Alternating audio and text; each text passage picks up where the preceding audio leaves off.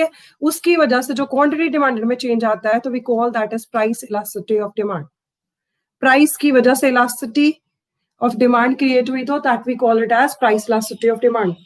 So degree of responsiveness of demand for a commodity in reference to change in the price of such commodity. So that is the definition. Clear हो जाएगा नाम से ही आपको, ठीक है। इसमें points कुछ बोले उन्होंने कि जो आपकी रिलेशनशिप होगा क्वांटिटीज में, ठीक है, कमोडिटी एंड प्राइस में होगा, that will B quantitative relationship. So what will be the kind of relationship? That will be the quantitative relationship. Now the next thing which they are talking about is value of elasticity always represent larger is the effect of price change on the commodity on the quantity demanded. ठीक है, सो जितनी आपकी ED की value ज्यादा होगी, ठीक है, उतना हमारे ऊपर इफेक्ट ज्यादा होगा इलास्टिसिटी का, प्राइस का इफेक्ट होगा क्वांटिटी डिमांडेड के ऊपर, ठीक है। नेक्स्ट है for certain goods change in price leads to greater change in demand. So कुछ चीजों के अंदर ऐसा होता है कि बहुत ज्यादा चेंज आ जाता है एक प्राइस में चेंज आने की वजह से, ठीक है। सो कुछ केसेस में ये होता है कि प्राइस में चेंज आने की वजह से बिल्कुल चेंज नहीं आता, जैसे आपकी बेसिक नेसेसिटीज ऑफ लाइफ है, उसमें प्राइस चेंज भी हो जाए तब भी हमने वो खरीदनी तो है, वो तो खानी है, ठीक है। So that is the point. Next is price is the most important determinant of demand, ठीक है। So price elasticity of demand sometimes shortened elasticity of demand. So यहाँ पे क्या होता है, प्राइस इलास्टिसिटी की वजह से कई बार ही हमारी इलास्टिसिटी को शॉर्ट कर देते हो, ठीक है। सो डिमांड इलास्टिसिटी इसको कह देते हैं, कई बार इन्होंने शॉर्ट है इसके लिए वर्ड यूज किया, price is the most important determinant of demand. So इसकी वजह से प्राइस इलास्टिसिटी को इन्होंने नाम दे दिया है, शॉर्टेंड नेम दिया इलास्टिसिटी ऑफ डिमांड और डिमांड इलास्टिसिटी, और सिंपली हम लोग इसको इलास्टिसिटी भी कहते हैं। सो अदरवाइज इसका नाम जो है प्राइस इलास्टिसिटी ऑफ डिमांड है। अब हम आते हैं फॉर्मूला के ऊपर। सो इसके मेथड्स है कैलकुलेट करने के, तो हमारे पास एज सच टू मेथड्स जो हम लोग करेंगे mainly, that is first one is the percentage method. So percentage method का मैं यहाँ पे ही लिख देती हूँ, आपका ईडी ऐसे ही आएगा, जस्ट फॉर्मूला में थोड़ा सा चेंज आने वाला है। So just look at that, वही मैं आपका लिख रही हूँ और कुछ नहीं करूंगी यहाँ पे। So here it is percentage change. So percentage change में देखो आपका क्या आ जाएगा, percentage change in quantity demanded over percentage change in price. So price की वजह से जब क्वांटिटी डिमांडेड में चेंज आएगा, तो we call that is your elasticity of demand. क्या कहेंगे उसको, इलास्टिसिटी ऑफ डिमांड बोलेंगे, ठीक है। So this is the formula. Another formula आपका ये है परसेंटेज मेथड में, this formula is according to percentage method, ठीक है। सो ये परसेंटेज मेथड के साथ है। नेक्स्ट जो आपका आता है फॉर्मूला प्रोपोर्शनेट मेथड वाला, वो देखो कुछ नहीं है, बस इसी की एक्सटेंशन है, थोड़ी सी उन्होंने कर दी। सो प्रोपोर्शनेट मेथड में इसका फॉर्मूला क्या होता है, इसके हमने न्यूमेरिकल्स किए थे, मैंने आपको काफी प्रैक्टिस करवाई थी इसकी, ठीक है। थोड़े से अभी करवा दूंगी तो आपकी फिर से प्रैक्टिस हो जाएगी। इसके लिए जो सिंपल फॉर्मूला होता है हमारे पास, that is change in Q over change in P into P over Q. So this is the basic formula, ठीक है। इसमें हम माइनस साइन, मैंने आपको पहले भी बताया था, इग्नोर करते हैं, माइनस साइन हमेशा हम लोग इग्नोर करते हैं, ठीक है। बाकी आपको सारा पता है, चेंज इन P कैसे निकालते हैं, चेंज इन Q कैसे निकालते हैं। चेंज इन Q के लिए हमारे पास फॉर्मूला होता है, there are two terms, one is P1 minus P, और सॉरी Q आएगा यहाँ पे, so Q minus Q1 minus Q, so Q1 is the new price and Q is the original one, so initial price will be Q, so हम लोग change ऐसे निकाल लेते हैं। सिमिलरली आपका प्राइस का आ जाएगा P1 minus P, so that is the formula for calculating this, ठीक है। so P1 is the new price and the old price जो आपका beginning वाला प्राइस था, ओरिजिनल वाला, that we call it as P, ठीक है। इसको माइनस करके हमारे ये वैल्यूज आ जाएंगे, बाकी जो इनकी वैल्यूज होंगी P एंड Q वाली, वो हमने वैसे की वैसे लिखनी है। एक जरा न्यूमेरिकल कर लो, मैं आपको थोड़ा सा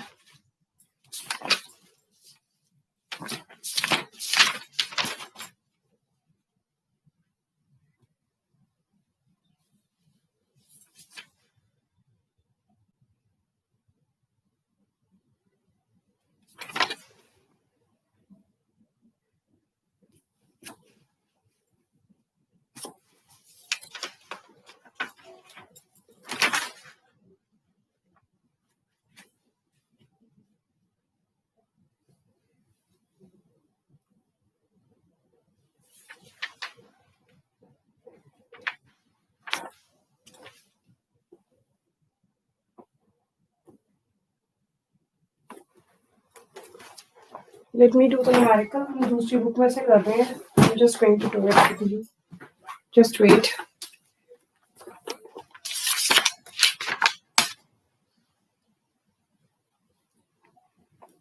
हाँ जी, तो आपका फर्स्ट क्वेश्चन लिखो. Consider the demand for a good. Consider the demand for a good. Consider the demand for a good.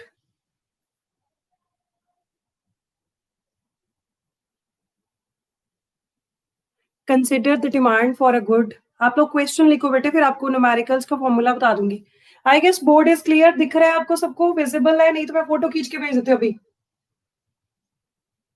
ज्यादा प्रॉब्लम लग रही है तो मैं फोटो खींच के भेज रही हूँ आपको अभी.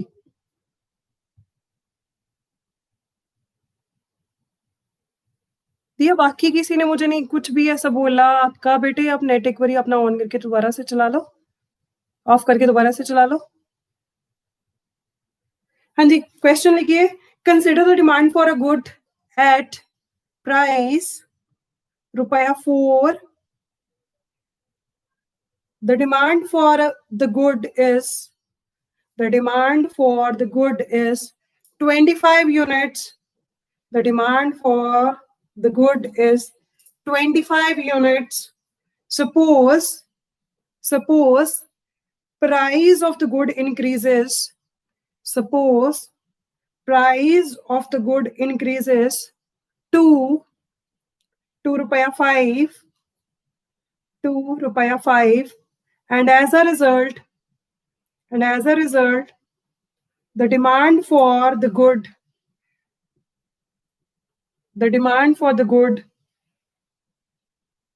falls to 20 units. Calculate the price elasticity. Simple है, सारी चीजें आपके सामने क्लियर है, हमने बस सॉल्व करना है. So we have to use this formula. ठीक है, प्रोपोर्शनेट मेथड वाला करो, क्योंकि आपके पास वैल्यूज उसी हिसाब से दिए, परसेंटेज में कुछ नहीं दिया, तो आपको प्रोपोर्शनेट मेथड यूज करना है. I am repeating the question again. Consider the demand for a good at price of ₹4. The demand for the good is 25 units. Suppose price of the good increases to ₹5, and as a result, the demand for the good falls to 20 units. Calculate the price elasticity. ठीक है, सो Paramvir I guess आपने लिख लिया होगा. नहीं हुआ तो बेटे आप पीछे थोड़ा सा करके देख लिया करो ना, सुन लिया करो दोबारा से क्वेश्चन.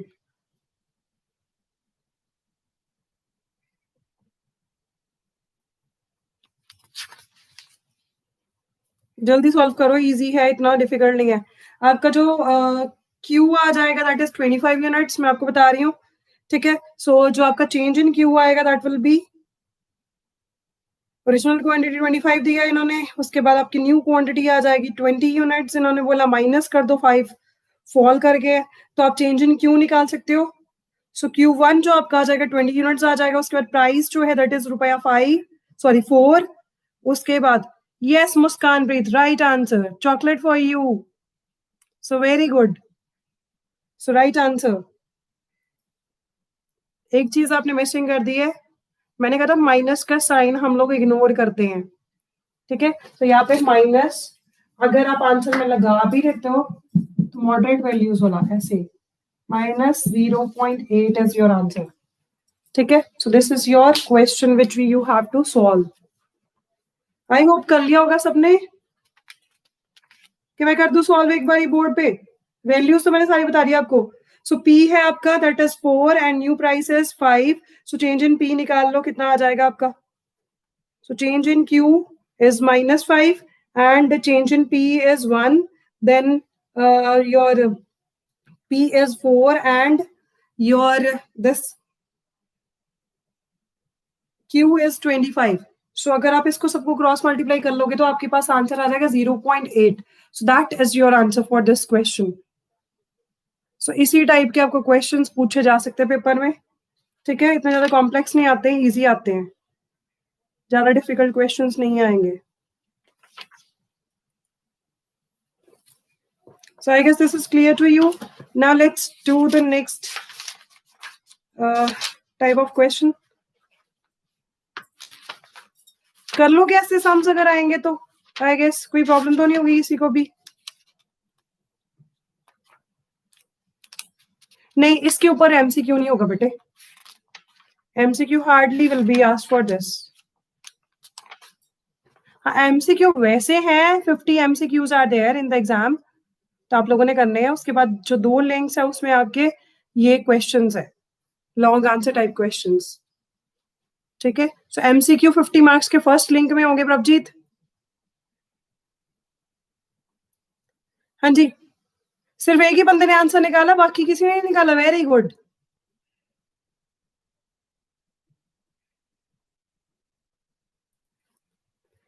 चलो let's do the next question.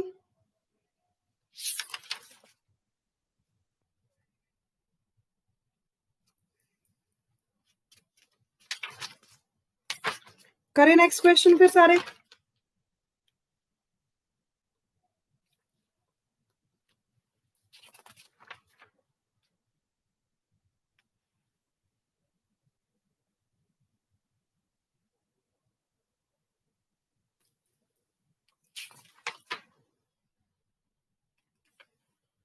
So are you ready कि मैं फिर इतने क्वेश्चन, यही एक आपको आइडिया देना था, क्वेश्चन हो गया तो फिर उसके बाद हम नेक्स्ट करें।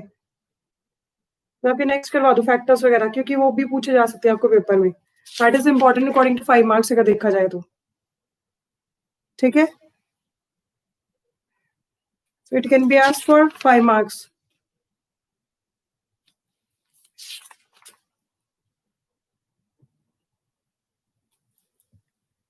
हाँ जी, सो नेक्स्ट करें हम लोग। परमवीर का तो आ गया जी, नेक्स्ट करवा दो मैम, नहीं तो फिर हमारे ये न्यूमेरिकल में ही रह जाना है। अगर आपको डाउट्स होंगे एक बार अपनी बुक में से देख लो, उसके बाद जो डाउट्स होंगे we can discuss in the evening, आप मुझे कॉल कर सकते हो, ठीक है। हाँ जी Diya, that is correct answer, dear that is correct answer, Diya very good. Diya आजकल पढ़ती है, दैट्स गुड। जो जो बंदा पढ़ता है ना उसके पेरेंट्स को मैंने कॉल करनी है। अभी आपका जब एग्जाम होता है ना तो I will personally give them call and praise about you if you are performing well in the exam. पर इसका मतलब ये नहीं आप लोग चीटिंग मार के पेपर दे दोगे। लास्ट टाइम अर्शदीप ने किया था, अर्शदीप ने 3 बार पेपर अटेम्प्ट कर लिया, उसके बाद मुझे कहता ma'am I have scored 20 marks, तो मैंने कहा बेटा third time, that was a problem.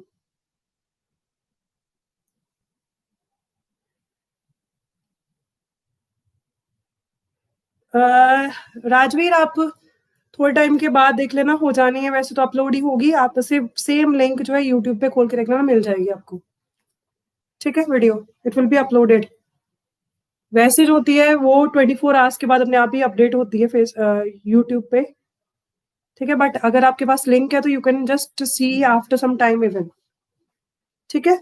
चलो हम लोग आगे नेक्स्ट अभी करते हैं टॉपिक जो हमारा इलास्टिसिटी ऑफ डिमांड का है। इसके बाद तो हमारे पास क्या होती है इलास्टिसिटी ऑफ डिमांड में, नेक्स्ट चीज जो थी हमारी दैट इज हियर, यस। तो यहाँ पे है इलास्टिसिटी हो गया, इसके बाद degrees of elasticity of demand, this is very important.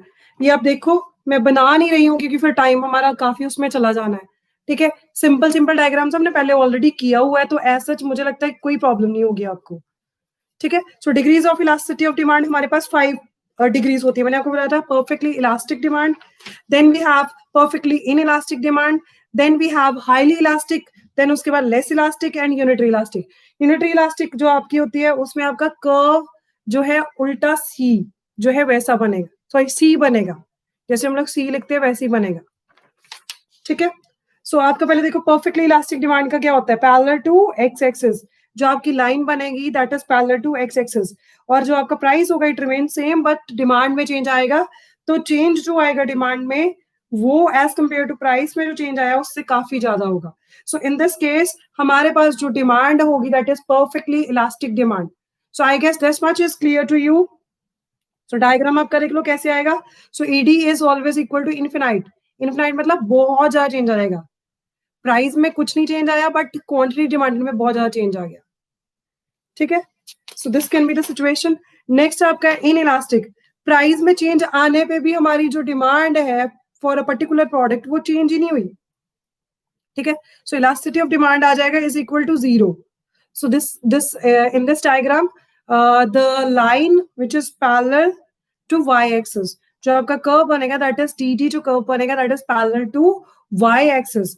सो जो आपकी इलास्टिक वाला था उसमें ईडी के हिसाब से याद रखना कि आपका जो आपका कर्व बनेगा that is parallel to X axis, ठीक है. इलास्टिसिटी ऑफ डिमांड इनफिनाइट है तो इलास्टिसिटी जो आपका इलास्टिक परफेक्टली इलास्टिक डिमांड था वो पैरेलल टू एक्स एक्सिस बनेगा, एंड जो आपका इनइलास्टिक बनेगा दैट इज वाई एक्सिस के पैरेलल बनेगा, ठीक है. So this is the point. Highly elastic में ऑलमोस्ट आपका जैसे हमने किया था डिमांड कर्व वाला, जो हमने किया था मार्केट डिमांड कर्व, वैसा जो बनता है आपका that will be the kind of highly elastic demand. इसमें क्या होता है प्राइस में थोड़ा सा चेंज हुआ बट डिमांड में बहुत ज्यादा चेंज आ गया, तो हाईली इलास्टिक डिमांड कहते हैं इसको, ठीक है. सो इसका कर्व देखो थोड़ा सा प्राइस में चेंज आएगा बट क्वांटिटी डिमांड में बहुत चेंज आ जाएगा, so it will be flatter kind of curve, ठीक है. नेक्स्ट आ जाओ लेस इलास्टिक में.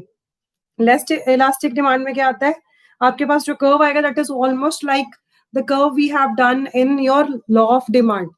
इंडिविजुअल डिमांड में जैसे हमने किया था वैसी उसकी फॉर्म होती है, ठीक है. यहाँ पे क्या है कि प्राइस जो है उसमें चेंज आया तो because of that little change in your quantity demanded, so we make the curve like your demand curve जो हमने किया था इंडिविजुअल डिमांड कर्व, जो आपका लॉ ऑफ डिमांड का जो किया था उसी की तरह आएगा.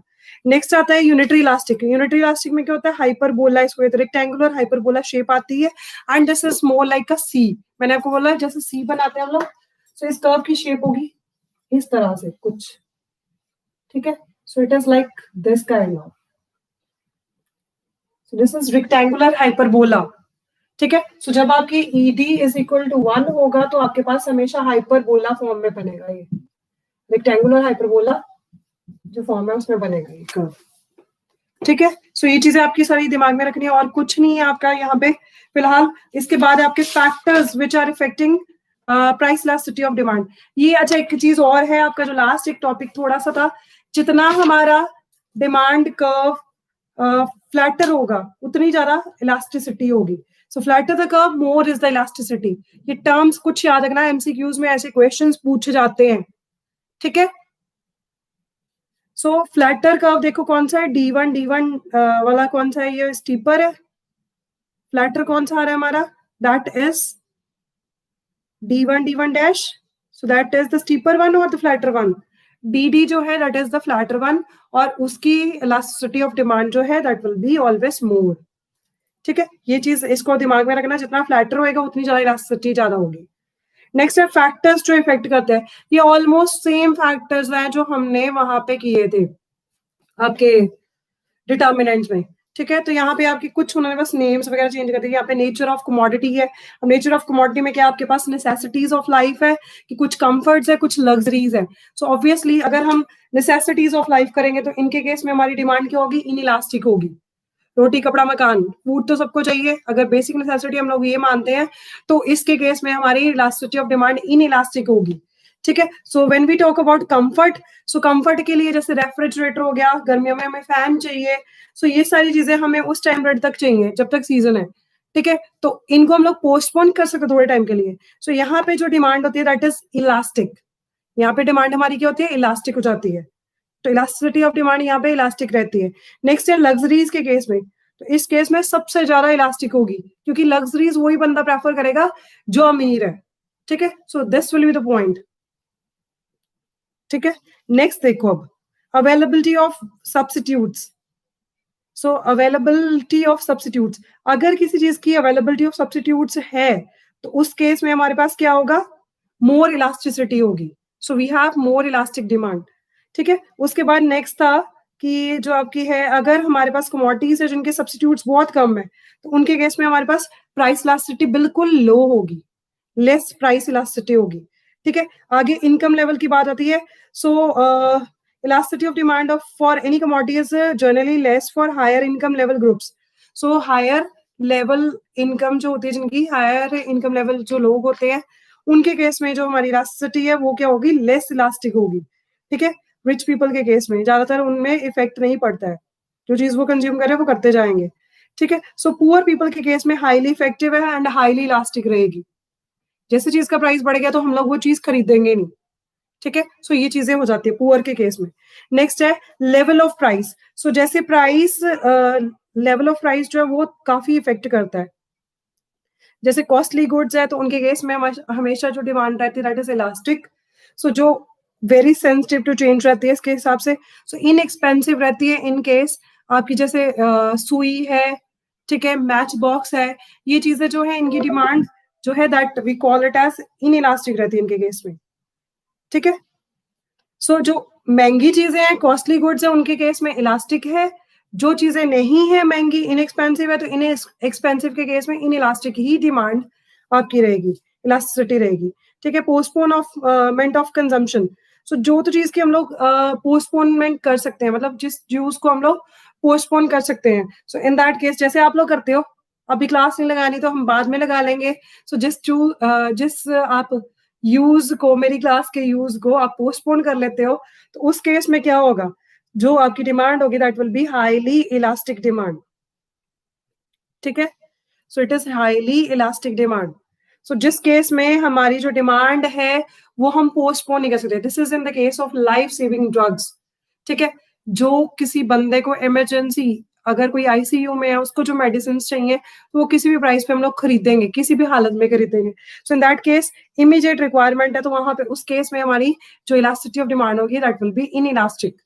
सो I guess this is clear. आगे है नंबर ऑफ यूजेस. जिस चीज के जितने ज्यादा यूजेस होंगे उतनी उसकी डिमांड ज्यादा होगी, इलास्टिक. उसकी जो इलास्टिसिटी ऑफ डिमांड है वो ज्यादा होगी. ठीक है. जिसके यूजेस कम है उतनी उसकी डिमांड इन इलास्टिक होगी. So I guess this is clear. ठीक है. इसके बाद शेयर इन टोटल एक्सपेंडिचर. अगर तो आपका शेयर इन टोटल एक्सपेंडिचर काफी ज्यादा है, तो ग्रेटर अगर प्रोपोर्शन ऑफ इनकम आपका जा रहा है इसमें, तो हमारी इनकम का जा रहा है, तो सॉरी टोटल एक्सपेंडिचर में जा रहा है. दिया एज सच अगर मैं आपको एक हेल्प कर दूं, तो आप 5th चैप्टर के न्यूमेरिकल्स मत करना, अभी के लिए नहीं है.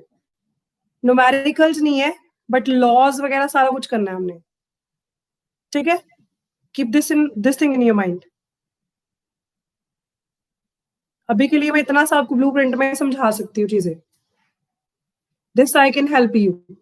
ग्रेड 11 में हम इतना ब्लूप्रिंट बताते हैं कि न्यूमेरिकल्स किस चैप्टर में से आ रहे हैं, क्या क्या प्रिपेयर करना है, कितने मार्क्स का आ रहा है. अभी तो चलो आपका पेपर ही दूसरी तरह से हो रहा है. So otherwise I will definitely tell you when we are going to face all the exams in school. ठीक है. So don't worry about the numericals of 5th chapter. आगे देखो, आपका है share in total expenditure. So अगर आपका ज्यादा share है कंज्यूमर की इनकम का टोटल एक्सपेंडिचर में, तो इलास्टिसिटी ऑफ डिमांड ज्यादा होगी. ठीक है. अगर कम है तो इन दैट केस हमारे पास जो है demand that will B elasticity of demand will be in elastic. ठीक है. नेक्स्ट आपका आता है टाइम पीरियड. जब तो पीरियड ऑफ टाइम काफी हम लोग कहते हैं सेवरल ईयर्स का है, काफी ज्यादा है, तो उस केस में हमारी इलास्टिसिटी ऑफ डिमांड वेरी करती है. ठीक है. सो अगर शॉर्ट पीरियड है तो उसमें डिमांड इनइलास्टिक होगी. लॉन्ग पीरियड में हम लोग मान के चलते हैं कि डिमांड जो होगी वो इलास्टिक हो जाएगी. ठीक है. चेंज होगी. This is the point. Long run में इजीली शिफ्ट हो जाती है हमारी चीजें. हैबिट्स में आता है, अगर तो हैबिचुअल चीजें हैं तो उस केस में हमारी डिमांड जो होगी, जैसे शराबी को शराब चाहिए तो वो किसी भी प्राइस पे जाके पिएगा.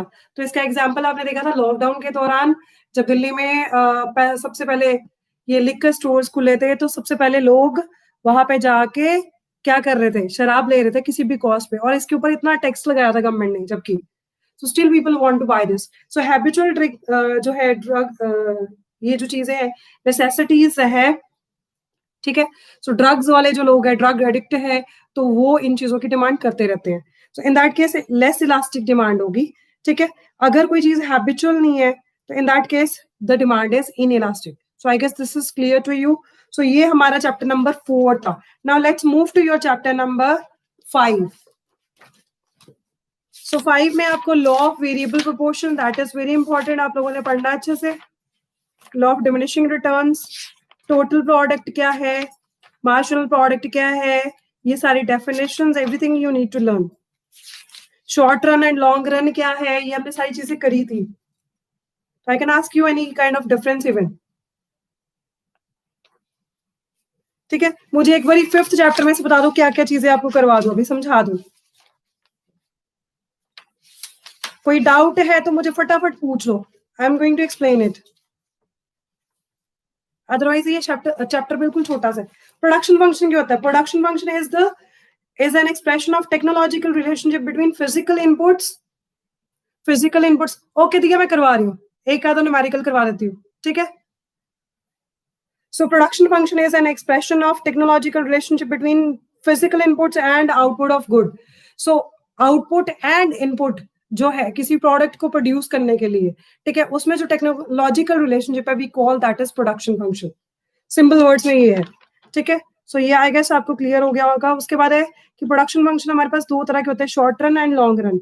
So short run and long run का डिफरेंस एक बार पढ़ लो, अगर कोई डाउट है तो मैं दोबारा से एक्सप्लेन करती हूँ। Variable factors and fixed factors में पढ़ लो डिफरेंस, फिर मैं आपको न्यूमेरिकल्स करवा रही हूँ इसके।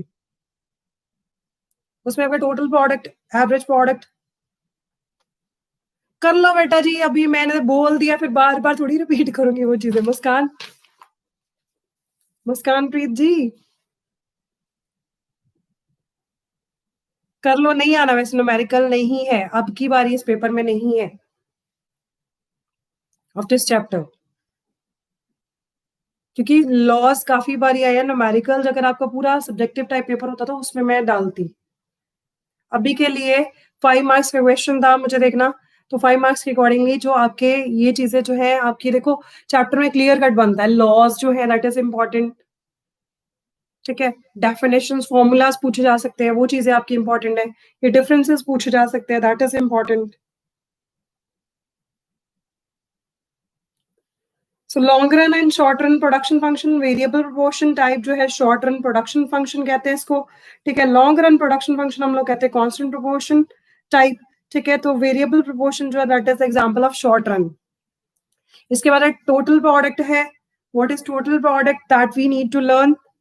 टोटल प्रोडक्ट क्या होता है? Total quantity of goods produced by a firm in the given period of time with given number of inputs. So जितनी हमने चीजें लगाई उसके हिसाब से जितनी हमें आउटपुट मिली है final, so we call that is your total product, ठीक है। उसके बाद हमने किया था एवरेज प्रोडक्ट का डेफिनेशन। एवरेज प्रोडक्ट की डेफिनेशन हमने करी थी,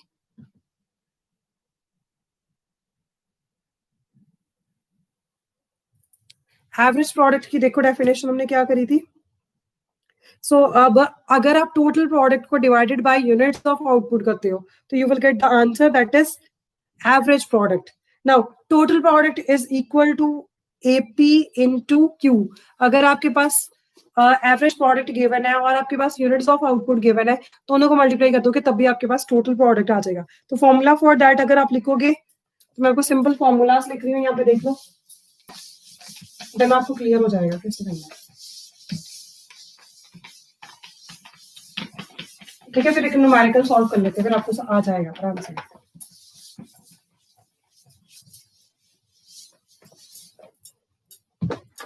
See it now. Total product क्या होता है? जितनी भी टोटल गुड्स हमारी प्रोड्यूस हुई है, एवरेज प्रोडक्ट इनटू क्यू, ठीक है। हमने किया ना एपी क्या होता है, so AP is total product divided by Q, ठीक है। This is the formula for AP. उसके बाद तो अगर आपके पास टीपी का हमने कर लिया ऑलरेडी, इसके बाद एमपी। एमपी का फॉर्मूला हमारे पास होता है that is TP N minus 1, this is the formula, ठीक है। इसके लिए एक और फॉर्मूला होता था, मैं वो भी आपको बता देती हूँ, that is change in TP over change in N. So और इसके लिए formula change in TP over change in N, N is your Q, तो आप क्यू ही लिख लो, ठीक है। तो ये फॉर्मूला ऐसे दिया। चलो अब न्यूमेरिकल लिखो, फिर एक गिव यू द न्यूमेरिकल। अरे आप लिखो जरा, सीबीएसई का करवाती हूँ एक आपको न्यूमेरिकल, फटाफट इसका कर लो।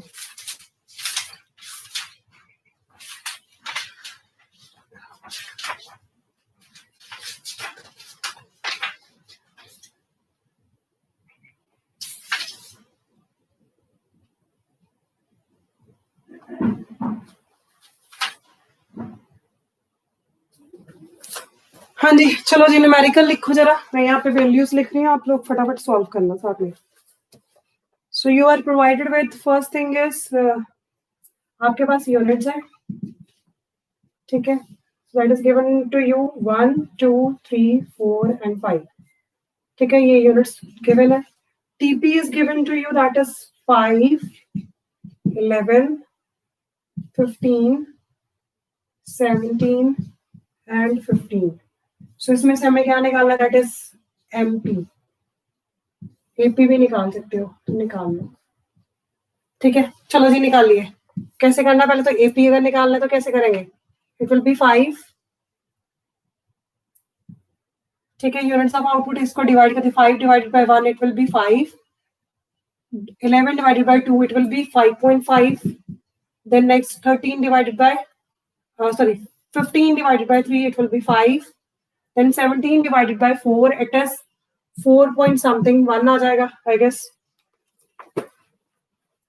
Then again 15 divided by 5 it is again 5. So ये आपका AP की वैल्यूज आ गई.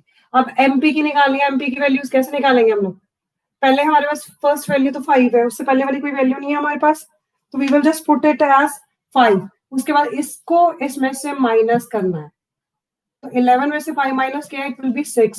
नेक्स्ट अगेन इसको माइनस करना है, 15 में से 11 गए तो it will be 4, again this will be minus.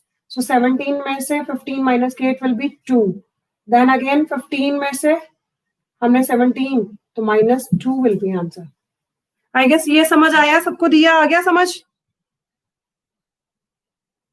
दिया जी हो गए न्यूमेरिकल के नहीं हुए, देखो न्यूमेरिकल और देती हूँ, आप लिखो फिर जल्दी जल्दी वैल्यूज, अब आप सॉल्व करोगे.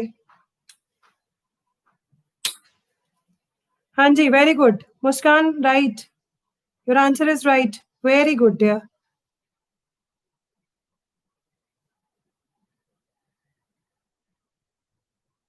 मुस्कान मजा तो तब है जो पेपर में भी आए आपके, 80 में से 80 आ गए तो मजा ही आ जाएगा रियली में. Jasmine Sandar is not here today. Where is she? She is not attending the class. Jasmine Sandar. Oh, sorry. हाँ 3 आएगी. Yes, ठीक है. मेरी गलती है. 15 divided by 5 किया तो 3 आएगा. Sorry. It was 3. ठीक है. कोई बात नहीं, ह्यूमन बीइंग हूँ, मैं भी गलती हो जाती है कभी कभी. मैं तो वैसे ही कहती हूँ मैं तो नालायक हूँ, ठीक है. जब बंदा ऐसा सोचता है ना फिर आगे लर्न करता है और सीखता है. So I always keep on learning with you also. चलो एक क्वेश्चन लिखो आगे फटाफट, चलो आगे क्वेश्चन लिखो फटाफट एक.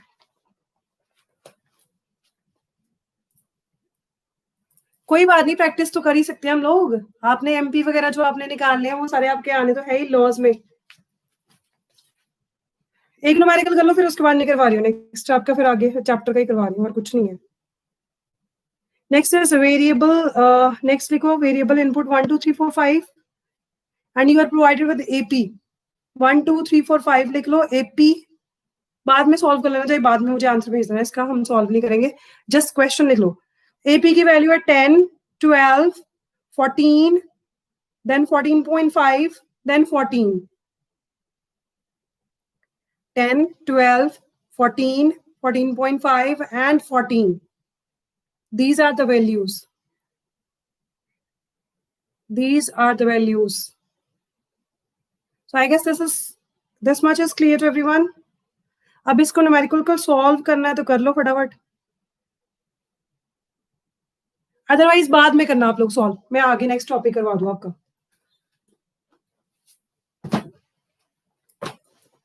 ठीक है, so let's we are done with this. ठीक है, ये आपके हो गया. ये आपको इंडिविजुअल क्वेश्चन भी पूछा जा सकता है कि एपी एमपी टीपी क्या है इसमें, ठीक है. रिलेशनशिप भी आपको एक बार पूछा जा सकता है, आपको क्या क्या इनके फॉर्मूलाज है वो भी पूछे जा सकते हैं. सो that is why I have done the numerical. ठीक है तुषार, तुषार को टेंशन होगी, मैम ने तो बोला नहीं आना, तो फिर मैम करवाना स्टार्ट हो गया. अब चलो नेक्स्ट देखते हैं. अब लॉ ऑफ वेरिएबल प्रोपोर्शन में आपको सबको आता है, अगर कोई डाउट है तो मुझे सेंड कर दो, अभी मैं करवा रही हूँ. फिर लॉ ऑफ वेरिएबल प्रोपोर्शंस, दिया का डाउट हो गया solve. Diya are you able to solve now numericals? हाँ जी, दिया जी,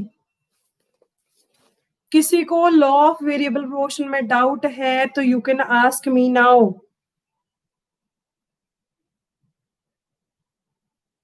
नो डाउट, ओके। सो बाकी प्रभजीत को डाउट है, लॉ ऑफ वेरिएबल प्रोपोर्शन करवाने की जरूरत है दोबारा से। दिया, दिया सो तो नहीं गई पढ़ते पढ़ते?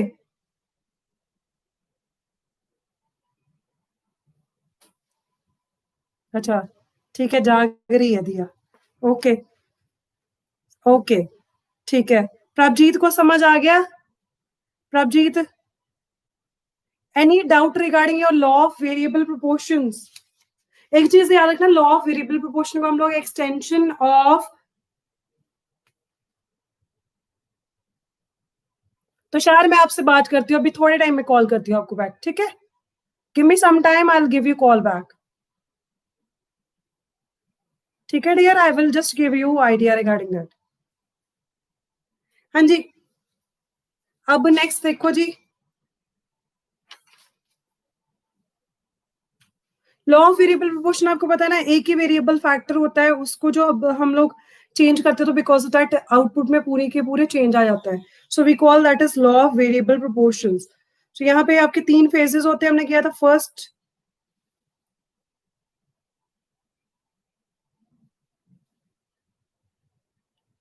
तुषार कुछ नहीं होता, आ जाएगा, डोंट वरी।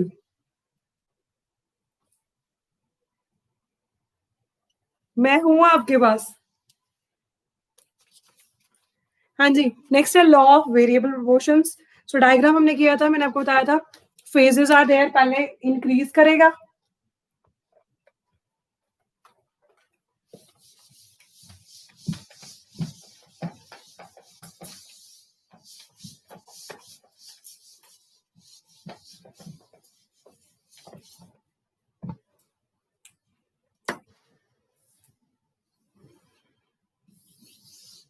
ये हम डायग्राम एक ही ऐसा भी बना सकते हैं, सॉरी,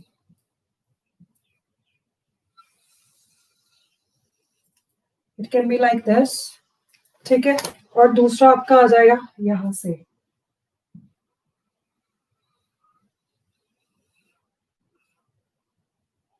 ये आपका आ जाएगा एपी कर्व, उसके बाद दूसरा आएगा, this is your MP curve, ठीक है? सो हमारे पास फेजेस जो हमने लिए थे वो है, फर्स्ट फेज में ये जो है सारे इंक्रीज कर रहे हैं, सारे इंक्रीज कर रहे हैं, इंक्रीजिंग रिटर्न पे कर रहे हैं, इंक्रीज रेट पे कर रहे हैं, ठीक है? उसके बाद जो था नेक्स्ट आपका फेज, यहाँ पे जाके ये मैक्सिमम हो जाएगा, ये जो है ये भी मैक्सिमम हो जाएगा, उसके बाद डिक्लाइन करना स्टार्ट कर देगा, ये भी कांस्टेंट हो जाएगा, ठीक है? ये आपका सेकेंड फेज है। थर्ड फेज में एमपी नेगेटिव हो जाएगा, ठीक है? और ये भी डिक्लाइन करना स्टार्ट करेगा डिक्रीजिंग रेट पे, ठीक है? और ये एपी भी डिक्रीज करेगा, बट एपी कभी जीरो नहीं होता, ठीक है? So this is your law of variable proportion के 3 फेजेस है, इन्हीं की हमने जो एक्सप्लेनेशन पढ़नी होती है और इन्हीं को एक्सप्लेन करना होता है। आपके पास टेबल दिया है, लैंड इज फिक्स्ड फैक्टर है, उसको लिया है, उसकी वैल्यू फिक्स्ड ही है, उसके बाद वेरिएबल फैक्टर्स है, वेरिएबल फैक्टर एंड आपने जो लैंड इन एकर्स है इनकी वैल्यूज ली है, टीपी की वैल्यू लर्न कर लेना, एमपी की खुद निकाल लेना, उसके बेसिस पे जब माइनस में जाएगा एमपी तो that will be your last phase, ठीक है? उससे पहले जब पॉजिटिव है, 0 तक जा रही है एमपी की value, so in that case diminishing returns है। जब आपकी वैल्यू टोटली पॉजिटिव है, इंक्रीजिंग रेट पे बढ़ रहा है एमपी, तो in that case your that is the first phase, ठीक है? Law of variable proportion clear हो गया? इसमें क्या क्या आपकी assumptions आती है? assumptions में देखो, यहाँ पे फर्स्ट है कि यहाँ पे 2 फैक्टर्स होंगे, शॉर्ट रन में हमारे पास 2 तरह के factor, variable and fix factors. Next आता है this law applies to all fix factors including and, so सारे फैक्टर्स जो फिक्स्ड है उनके ऊपर अप्लाई करते हैं ये लॉ, ठीक है? नेक्स्ट आता है कि यहाँ पे different kinds of units of variable factor can be combine किए जाते हैं, फिक्स्ड एंड वेरिएबल फैक्टर्स को कंबाइन करने पे भी ये जो लॉ है हम लोग करते हैं use. Then law applies to the field of production only, जब प्रोडक्शन हो रही है वहां पे ये लॉ आएगा, अप्लाई होगा, ठीक है? जो चेंज है वेरिएबल फैक्टर का, ठीक है, आउटपुट में, वो देखने को इसमें मिलता है, इजीली डिटरमिन किया जाएगा, आपको देखने के लिए मिलेगा। सो इसके बाद फैक्टर्स ऑफ प्रोडक्शन जो होंगे यहाँ पे वो imperfect substitute of each other होंगे, ठीक है? नेक्स्ट है state of technology is assumed to be constant. यहाँ पे जो टेक्नोलॉजी होगी उसमें हम ये मान के चलेंगे कि उसमें कोई चेंजेस नहीं आ रहे, ठीक है, which we are using for production. Next thing is it is assumed that all variable factors are equally efficient. तो जितने भी variable factors है वो सारे equally efficient है. So this is almost which we have to do it. आगे आपके reasons हैं वो आप एक बार पढ़ लेना. फर्स्ट केस में क्यों होता है आपका reasons variable factors first phase में क्यों होते ज्यादा अच्छे, क्योंकि वहां पे हम बेस्ट यूटिलाइजेशन करते हैं रिसोर्सेज की. Increase in efficiency of the variable factors को मैक्सिमम यूज करते हैं और उसकी एफिशिएंसी जितनी है उससे भी ज्यादा यूज करने की कोशिश होती है, तो इसलिए हमारा इंक्रीजिंग रिटर्न्स मिलती है फर्स्ट में. उसके बाद जो है इनडिविजिबिलिटी ऑफ फिक्स्ड फैक्टर्स जो है दैट इज ऑल्सो रीजन जिसकी वजह से हमारे पास इंक्रीजिंग रिटर्न्स मिलती है, ठीक है. उसके बाद आपके डिमिनिशिंग रिटर्न्स क्यों मिलती है, क्योंकि जब हमने प्रॉपर्ली यूटिलाइज नहीं किए रिसोर्सेज, ऑप्टिमम यूटिलाइजेशन नहीं करी रिसोर्सेज की, तो उस केस में हमारे पास क्या होता है, देन डिमिनिशिंग रिटर्न्स आती हैं. उसके बाद इम्परफेक्ट सब्स्टिट्यूट्स, जब एक चीज दूसरे की अच्छी सब्स्टिट्यूट ही नहीं है. सपोज अब मेरी जगह पे कोई साइंस का टीचर आपको ये लॉ ऑफ वेरिएबल प्रोपोर्शन करवाने आ जाए, तो ही और she is not the perfect substitute, ठीक है. तो उस केस में आपको वो अच्छे से ज्यादा नहीं समझा पाएगा. उस टाइम पीरियड में आपकी इंक्रीजिंग रिटर्न्स ही आएंगे, डिक्रीजिंग रिटर्न्स आएंगे. So diminishing returns will be there, ठीक है. So next is negative returns कब आएंगे, जब हमारे पास फिक्स फैक्टर हम बढ़ा ही नहीं सकते, लिमिटेशन उतनी है कि उतना ही रहेगा, लैंड आपकी इंक्रीज नहीं हो सकती. सो वो चीजें आपका पॉइंट आ जाएगा. नेक्स्ट आता है poor coordination between variable and fixed factors. So इस वजह से भी ये होता है. सो डिमिनिशिंग रिटर्न्स आपका आ गया था लॉ. एक पॉइंट इसका रहेगा decrease in efficiency of variable factor. So variable factor बार बार यूटिलाइज करते जाएंगे तो उनकी जो एफिशिएंसी है वो डिक्रीज कर जाती है. जैसे आपको भी किसी टीचर के बारे में पता चल जाता है, फिर आप कहते हो यार ये तो मैम बाद में भी करवा देते हैं, आपकी एफिशिएंसी फिर वो डिक्रीज कर जाती है. जितना आप पहले कैपेबिलिटी से पढ़ते हो उस कैपेबिलिटी से नहीं पढ़ते हो. सो this is also the diminishing return strategy, ठीक है. अब आपका लास्ट है that is diminishing returns. So law of diminishing returns जो है इसी की हमने एक्सटेंशन करी थी, that is law of variable proportions, ठीक है. So law of diminishing returns में क्या होता है, as we go on consuming more and more units of variable factor, so employed with fixed factor, so हमारी जो marginal utility है, marginal जो product है और वेरिएबल फैक्टर, जैसे मार्जिनल यूटिलिटी हमारी डिक्रीज हो जाती है ज्यादा से ज्यादा चीजें कंज्यूम करने पे. यहाँ पे भी जितने हमने फैक्टर्स ऑफ प्रोडक्शन ज्यादा यूज किए फिक्स्ड एंड वेरिएबल के कॉम्बिनेशन में, वेरिएबल फैक्टर्स अगर ज्यादा यूज करें हैं, तो in that case what is going to happen, law of diminishing returns हमारे पास आना स्टार्ट हो जाएगा. सो एक लेवल के बाद जो मार्जिनल प्रोडक्ट आपका डिमिनिश करना स्टार्ट कर देगा. सो this is what they have explain. तो सिंपली आपका डायग्राम क्या बनेगा, ये नीचे की तरफ ऐसे बना देंगे. MP curve will be like this. This is your MP curve in the case of diminishing returns. ठीक है. So diminishing returns के केस में ये आ जाएगा. That's it. अभी और कुछ है तो देखो, एक बार मुझे बता दो. रिलेशनशिप आप लोग देखो, जो जो चीजें मैंने बोली है वही आपने एक्सप्लेन करनी है. एक बार पढ़ लेना, सारा कुछ वही है, कुछ और एक्सप्लेन नहीं किया.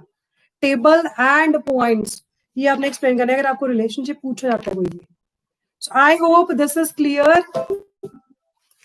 अगर सबको क्लियर है तो I'm going to just end my stream. अभी कोई डाउट्स होंगे तो मुझे पूछ लेना, ठीक है. And all the best for your exams. God bless you all. अच्छा अच्छा पेपर करना प्लीज.